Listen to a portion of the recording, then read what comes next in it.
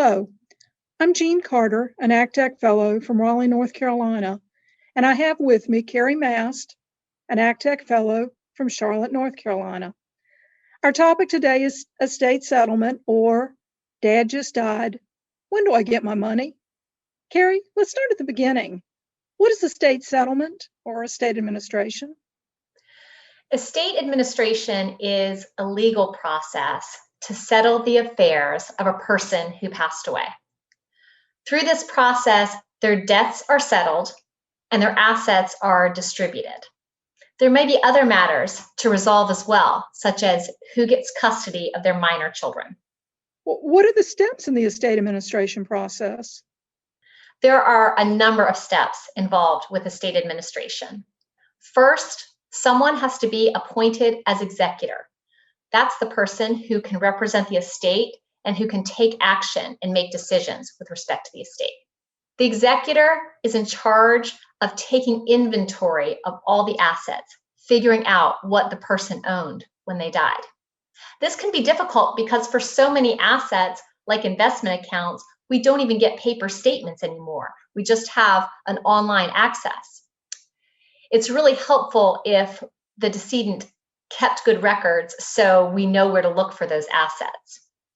There also can be assets in a lockbox at a bank, in a home safe, or even hidden in places around the home. So you really have to take careful inventory.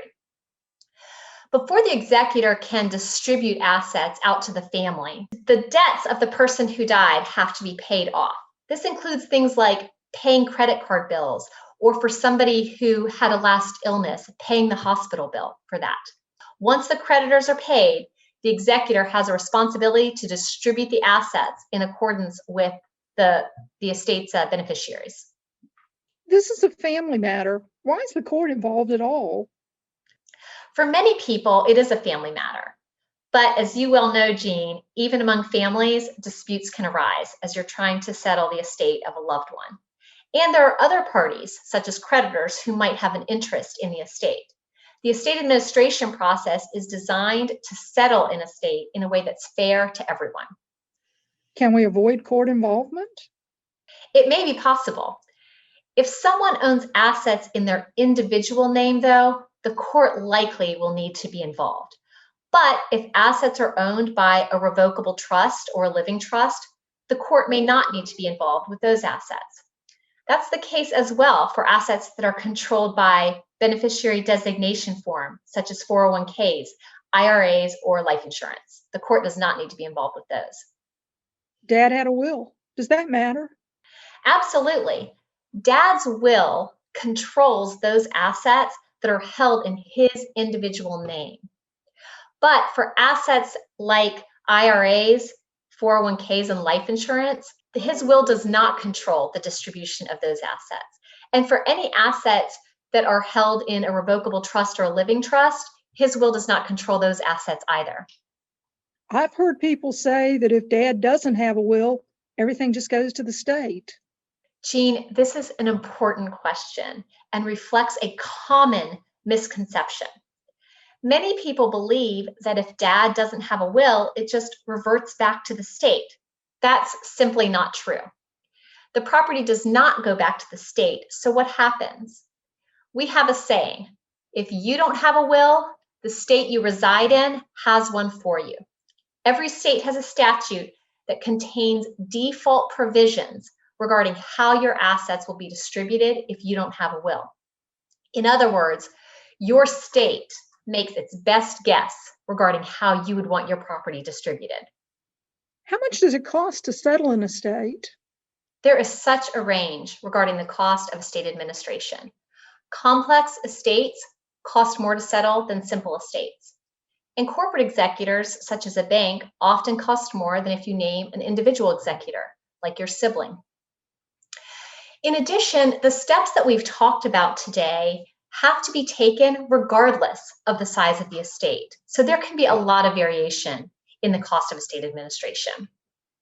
Okay, how long does it take to settle an estate? There is a range regarding how long it takes to settle an estate and several factors at play, including the asset value and complexity.